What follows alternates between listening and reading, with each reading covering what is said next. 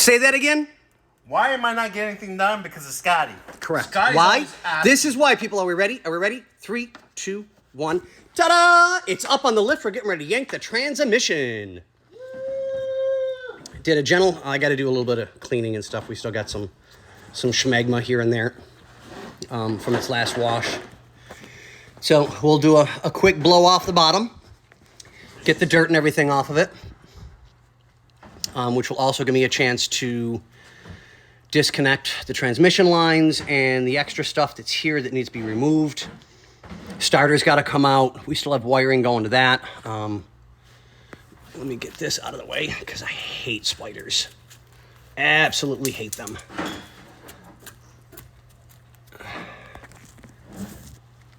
Okay, so that's there. Good enough.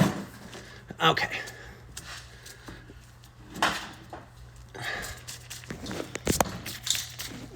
Okay, so do a quickie inspection underneath. Some loose dirt, debris, whatever, not a big deal. It happens. Okay, so we need to get stabilizer bar bushings. This one's completely facocked. Yeah, that one's facocked. So I might as well do these as well.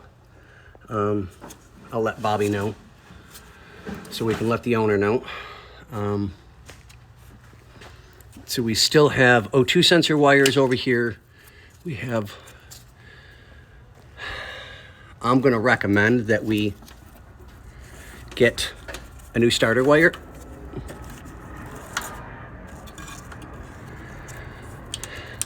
Yeah, that's bad. That's got to come out.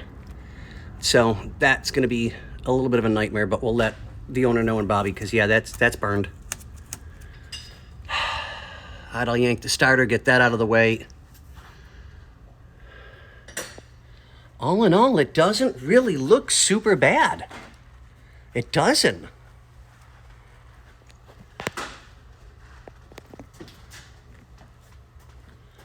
Nice Y pipe. They did some pretty nice, I mean, not perfect welding, but pretty nice. No real complaints that way. Looks pretty good. It's got KYBs on there. Back end. Well, we do have a little bit of rot over here. It's actually kind of thin.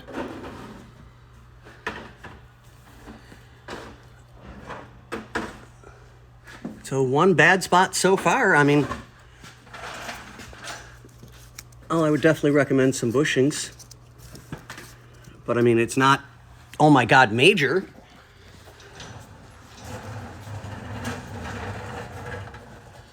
I mean, it looks pretty nice under here. It really does. Stainless steel lines. And our fuel line going to the engine. Ow! That was my head. Damn it. Hey, did you see how they clearance this? Yeah, but the thing is, a lot of companies do that. A lot of companies do that. Nice shocks in the back. I mean, we definitely got to do some connecting and filters and stuff like that to get that taken care of. This goes down to the back, so I'll have to double check this. This should be for sending unit or pump, I forget which. Sending, pump. So we'll get that taken care of. Oh, I think I know what he's trading trans for. Because this is a 4L60E. Right. So it's electronic controlled. Right. So the old system, right, since it was fuel injected, yep, now they're probably going to put a 700 R4 That's in. what it was. Yep. So it'll be all I'm not a transmission man. No, I never have been and never will be. You know, I just thought about getting underneath and everything, knowing what we took out of this thing, you know, the fuel injection and all that stuff. So now it makes sense. I'm like, oh, because I've been sitting here like, why are you pulling the trans?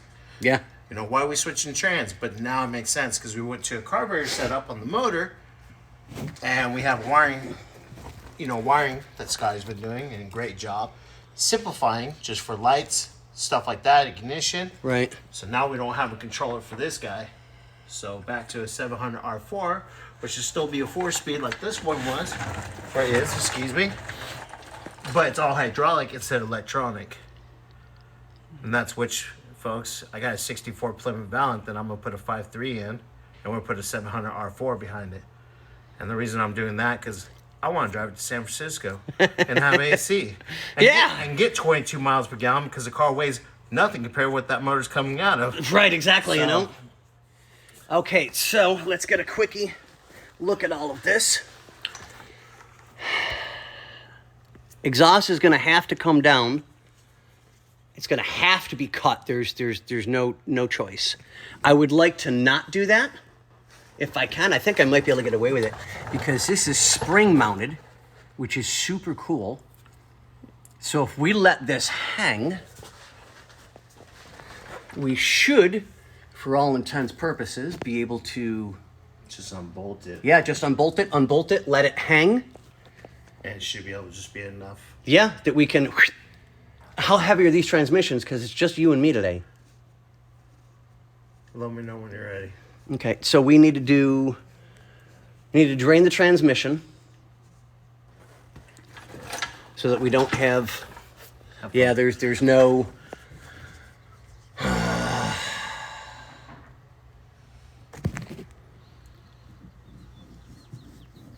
Yeah, I'm working later today. I just am. Okay, well, we'll get this done. Let me get started on the exhaust system and the transmission lines. So I need to get some bolts to plug those off so we don't lose anything out of the radiator. If there's anything in there. Oh, I'm sure this is, I mean, from what I knew or know about this car, which is not a lot, but I was fairly certain that this car drove pretty nicely. Yeah. They just have the spider injection in it. And, Yeah, and it just went and that was it. yeah. And that's Okay. what a lot of people do is they convert it over to car, especially in a car like this. Oh, yeah. So, which is a little bit funner because you actually get a little more throttle response out of that than an electronic. Oh, yeah.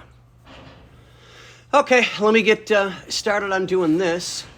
I think, yeah, we got some caps, so I'll cap everything off, plug up the lines, and start disassemble. Disassemble. Disassembling. Disassembly, Scotty. Come on. Pull your head out of your backside. Actually, if you get everything unbolted as much as possible, probably. Well, if I cap everything off, we shouldn't have to drain the transmission because there's not a lot of fluid in it. No, the only thing you got to worry about is a little bit from back here, depending on how much we tilt it. Yeah. Well, it's already tilting backwards because I lifted the back not as high as the front to make sure that it was safe to go on the lift. But the other one, yeah, pretty cool little car. Oh yeah, it is. I mean, it's only got like one bad spot over here that we showed. It could use a couple of bushings, but this is in really, really nice shape under here. I mean, it really is.